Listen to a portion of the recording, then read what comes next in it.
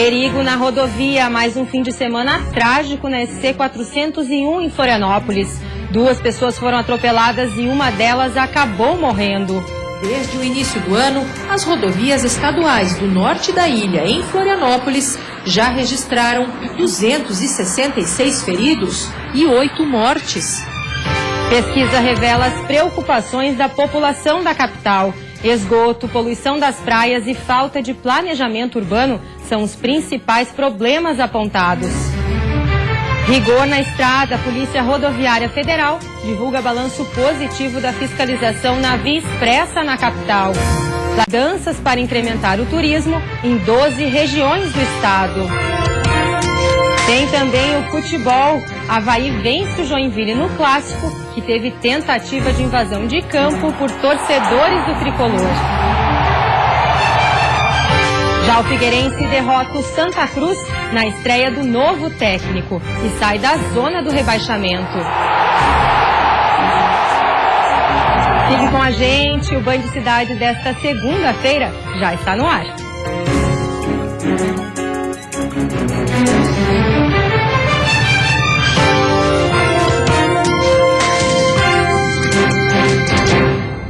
Olá, boa noite. Mais um fim de semana trágico na SC 401 em Florianópolis. Só no domingo, 2 pessoas foram atropeladas. Uma delas morreu. Na rodovia estadual de maior movimento em Santa Catarina, o limite de velocidade é 80 km por hora. Mas nem todos os 60 mil veículos que passam diariamente pela SC 401 respeitam a lei. Nós flagramos bastante pessoas andando acima da velocidade, né? Então existem as pessoas que realmente que andam acima da velocidade limite da rodovia, bastante pessoas. Além disso, a estrada não é segura para pedestres e ciclistas. Trechos sem acostamento, poucas passarelas e a ausência de ciclovias aumentam os perigos. Não existe um local reservado para a prática desses esportes. Diria que não é recomendado. Pelo estrago no carro, dá para imaginar o impacto da batida. Ina Ostrom foi vítima da imprudência no último domingo.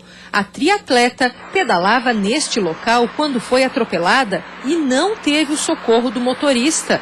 O veículo está no pátio da Polícia Civil, que investiga o caso. A triatleta de 27 anos e descendência sueca teve politraumatismo e fratura exposta em um dos braços, mas foi internada e passa bem.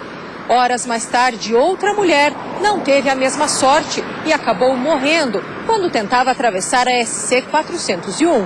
A placa em frente ao posto da Polícia Militar Rodoviária voltou à contagem inicial. E o ranking é triste. Desde o início do ano, as rodovias estaduais do norte da ilha, em Florianópolis, já registraram 266 feridos e 8 mortes. Roberto é treinador e viu o acidente de Ina de perto. O resto do mundo já chegou a essas conclusões, ninguém mais discute isso. Então a gente tem 2 aspectos, um é o da mobilidade, da bicicleta, que já se sabe que é a solução, é uma das soluções, né? O aumento de carros não deve ocorrer, né? E a outra é essa questão da educação, né? Do respeito das pessoas, né? E nesse caso dos atletas, eles estão usando ali para treinamento, né? Mas é só uma questão de conscientização. A outra coisa importante é ver assim um pouquinho mais de regulamentação. Então, com relação à utilização do álcool, das festas, né? A própria fiscalização, é todo um conjunto assim que tem a ver com o todo da sociedade, né? Uma pesquisa realizada em Florianópolis revelou as preocupações dos moradores e apontou as prioridades para os próximos anos.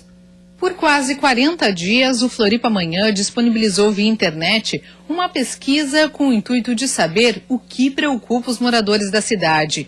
541 pessoas responderam às perguntas, que foram divididas em 3 etapas. No primeiro momento, a gente indagou o morador da cidade o que ele considera como urgente, aquilo que deveria ter sido feito e preocupa o dia a dia dele, ou seja, que ele convive com essas dificuldades no dia a dia. O segundo momento foi o que o preocupa para o futuro, então o que é importante para a cidade, o que a cidade, para ele, precisa fazer, o novo gestor precisa fazer para que ele possa ter uma vida ainda melhor na cidade de Florianópolis.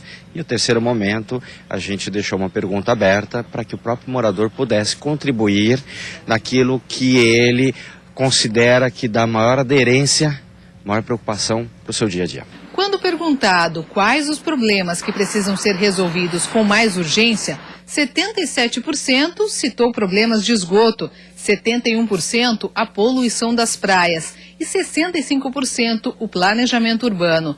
Já quando questionado sobre os temas mais importantes hoje para a capital, a mobilidade apareceu em destaque com 81,80%, seguido do saneamento básico e do planejamento urbano. Resultados que surpreenderam. Pesquisas que a gente já viu em anos anteriores sempre tinha como destaque o tripé saúde, educação e segurança.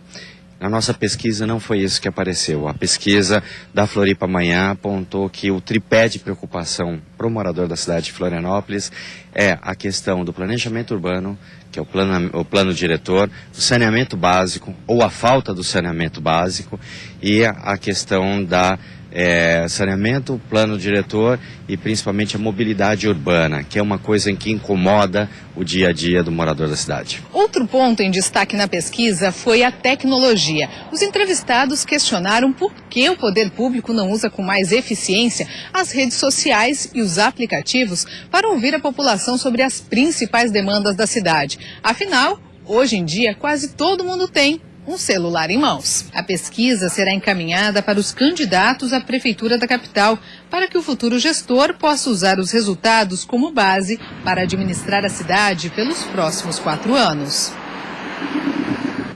E no próximo bloco você vai ver: fiscalização da Polícia Rodoviária Federal diminui o trânsito pelo acostamento na Via Expressa em Florianópolis. A gente volta já já.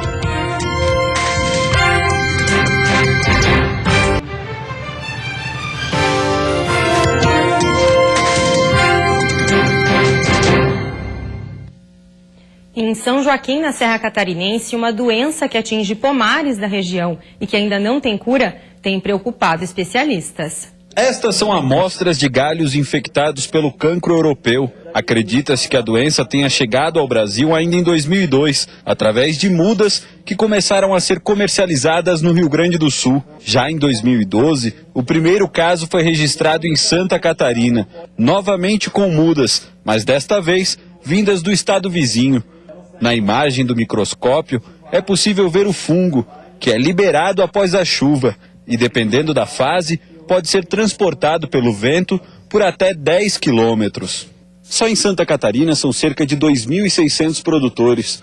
A Epagre acredita que de 5 a 10% dos pomares já estão contaminados. Para evitar que a doença se espalhe ainda mais, o produtor precisa estar atento. O cancro acaba provocando lesões nos galhos e o chamado estrangulamento, que faz com que os nutrientes e a água não cheguem até as extremidades da planta. E nesses cancros que tem as estruturas do fungo, que depois das chuvas podem contaminar plantas vizinhas e até mesmo pomares que estejam próximos. A Epagre tem trabalhado para buscar alternativas que possam amenizar a proliferação do cancro europeu, mas até o momento a orientação é radical: retirar completamente os galhos ou até mesmo a planta toda, dependendo da contaminação. Apesar de não causar nenhuma doença nos seres humanos, a preocupação é grande, pois o cancro europeu pode reduzir significativamente a produção e até mesmo tornar inviável a manutenção de um pomar inteiro. O controle químico dela não é tão eficiente e, se o produtor não cuidar, ela pode inviabilizar o setor, né?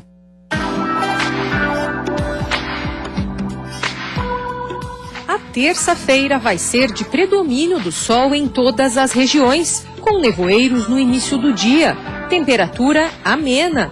A mínima deve ficar em 0 grau na Serra e a máxima em 24 no oeste. No Planalto Norte, Vale do Itajaí e Litoral Norte, máxima de 20 graus. No sul e na Grande Florianópolis, mínimas entre 10 e 11 graus e máxima de 22. A Polícia Rodoviária Federal divulgou o balanço positivo da fiscalização que vem ocorrendo na BR-282, a via expressa que dá acesso a Florianópolis. A ação já completou 10 dias e vem dando resultados. Aqui ao meu lado está o inspetor da PRF, Adriano Fiamoncini. Adriano, a presença dos policiais vem inibindo mesmo condutas irregulares? Quantos motoristas já foram notificados? Nesses primeiros 10 dias de fiscalização especial na Via Expressa, foram mais de 450 notificações, as mais comuns: ultrapassagem pelo acostamento, uso de telefone celular e o não uso do cinto de segurança. A PRF tem prazo para essa ação? Ela deve ser permanente, continuada? Fiscalização na Via Expressa é permanente, é a principal via de acesso à capital do estado. 180 mil veículos passam por ali e a PRF chegou na Via Expressa para ficar. Balanço então da operação nesse início é positivo? É positivo. A principal reclamação dos usuários, que eram aqueles espertinhos que passavam pelo acostamento, praticamente esse problema foi eliminado de segunda a sexta, horário de pico, que é o principal horário desse problema. E depois do intervalo tem os gols do fim de semana, com destaque para a vitória tumultuada do Avaí contra o Joinville no norte do estado. E também o Figueirense derrota o Santa Cruz e consegue sair da zona do rebaixamento.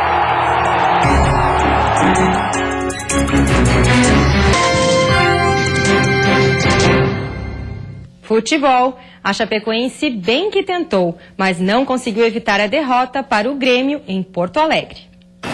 Jogando em sua imponente arena, o Grêmio partiu para cima da Chape logo no início do jogo. Não demorou muito até que o placar fosse aberto.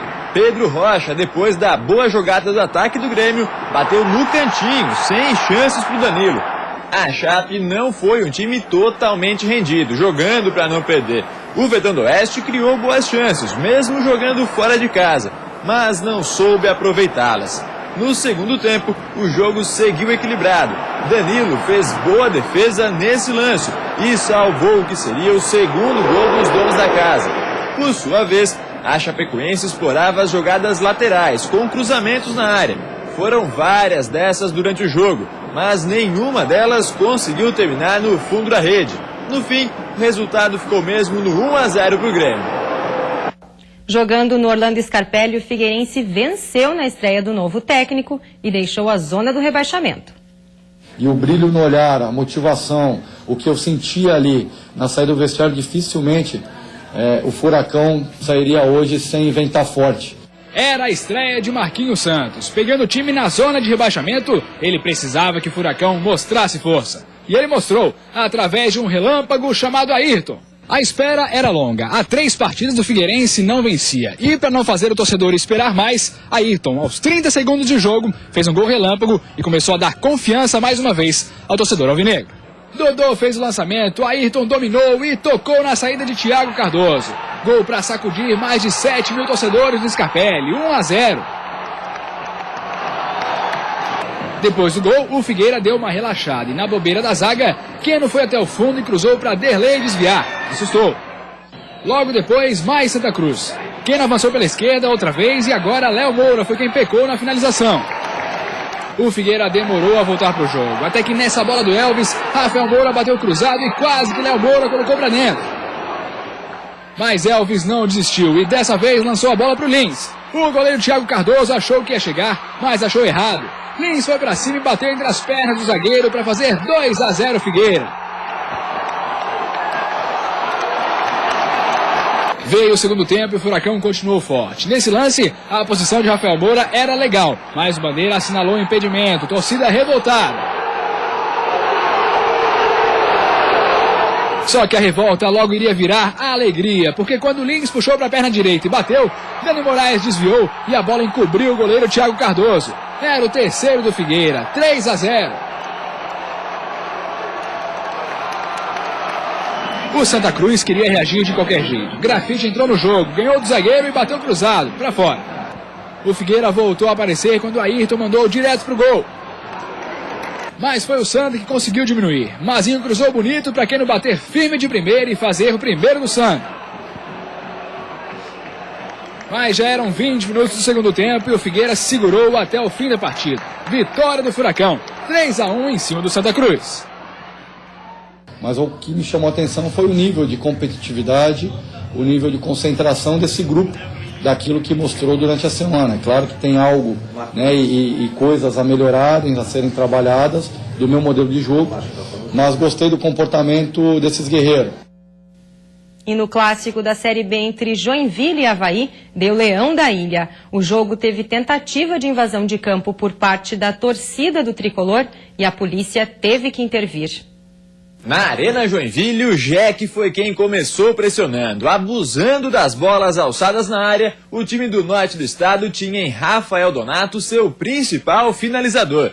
Por outro lado, na primeira chance que teve, o Avaí aproveitou a bobeada do goleiro Jonathan e Rômulo estufou a rede. No segundo tempo, o técnico Ramon colocou o Claudinho e Aldair em campo, deixando o time ainda mais ofensivo. Os dois, em chutes de fora da área, quase fizeram as mudanças valerem a pena, mas ficaram mesmo no quase. Em um contra-ataque, Rômulo teve tudo para matar o jogo, mas mandou por cima do gol. Desesperado, o Joinville voltou a explorar as bolas aéreas. Mas assim como na primeira etapa, a mira dos jogadores estava bem ruim. Sem conseguir empatar a partida, o Joinville foi se desesperando em campo, ao ver que mesmo com 16 finalizações, a bola insistia em não balançar a rede. Esse desespero passou para as arquibancadas e alguns torcedores resolveram complicar ainda mais a situação, soltando foguetes na direção do goleiro Jonathan. Se tivesse pegado, tinha acontecido alguma coisa pior, mas graças a Deus ali, né, não conseguiram acertar. Por conta desses torcedores, o jogo foi paralisado por mais de 10 minutos e a bola só voltou a rolar depois que a polícia garantiu a segurança dos jogadores. Nos últimos 2 minutos de jogo, nada mudou e o placar ficou mesmo no 1-0 para o Avaí. No Heriberto Wilson, mais uma vitória do Criciúma, que conseguiu colar no grupo de acesso. Contra o Sampaio Correia, era a vitória do Tigre que importava, mesmo que com gol estranho. E foi assim, com essa bola na área de Niltinho, que passou por todo mundo e entrou, que o Criciúma venceu por 1-0 e seguiu na cola do G4. E depois do intervalo, entidades organizam um plano estratégico para incrementar o turismo em 12 regiões do estado. Nós voltamos em instantes.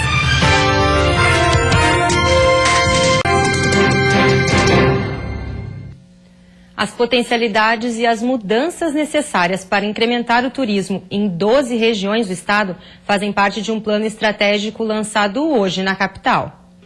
Após 7 meses de trabalho, Fiesc, Fecomércio e Sebrae apresentaram um planejamento estratégico do turismo de Santa Catarina até 2022. O trabalho destaca 12 regiões do estado, enfatizando suas potencialidades e apontando as mudanças necessárias para alavancar o setor. Precisamos melhorar, portanto, a nossa infraestrutura, que hoje a mobilidade prejudica o aumento e ampliação do turismo em Santa Catarina e, por outro lado, profissionalizar os agentes que trabalham na área. O estudo deve servir de base para cada região definir onde aplicar os recursos e qual a melhor maneira. É uma oportunidade dessas 3 entidades identificarem as áreas onde efetivamente nós tenhamos que discutir mais as ações que eventualmente venham fortalecer o turismo nessas regiões. Melhorar a infraestrutura e investir na capacitação. Hoje o turismo representa 12% do PIB do estado, um setor que coloca Santa Catarina em destaque na geração de empregos durante a temporada de verão, sendo o segundo estado com o maior número de contratações. Um setor que chega a envolver 127 mil pessoas. Um estado pequeno em território, mas grande em capacidade de explorar o turismo. É um planejamento bem construído, por técnicos altamente qualificados da Fecomércio, do Sebrae e da Federação das Indústrias, e mais do que um projeto, mais do que um plano, são algo absolutamente fundamentado no que consiste a realização de um turismo de qualidade, que agregue renda substancialmente aos pequenos empresários de Santa Catarina. O planejamento também recomenda que as empresas profissionalizem suas gestões e adotem práticas sistemáticas de inovação para que se tornem sustentáveis e mais competitivas. Nós temos que sair do industrial para o pós-industrial. E o pós-industrial ele está ligado aos serviços. E os serviços, o chefe da área de serviços é o turismo, tem 53 setores coligados. Inclusive isso fomenta a própria indústria, a indústria tradicional passa a ser fomentada. Então, assim, a mudança realmente é uma mudança de ótica, né? Sair da visão industrial para essa visão de prestação de serviço poderá fazer uma revolução na economia de Santa Catarina. O Estado pretende ser parceiro das regiões para que as ações apontadas no plano realmente sejam colocadas em prática nos próximos 6 anos. O Estado vai contribuir articulando todas as entidades de classe, todos os setores, todos os participantes do setor público, do setor privado, unindo interesses, trabalhando esse planejamento fundamental para que esse setor tão importante que é o turismo catarinense continue representando uma das principais formas e fontes de geração e distribuição de emprego e renda em Santa Catarina. Você fica agora com o Jornal da Band. Boa noite e até amanhã.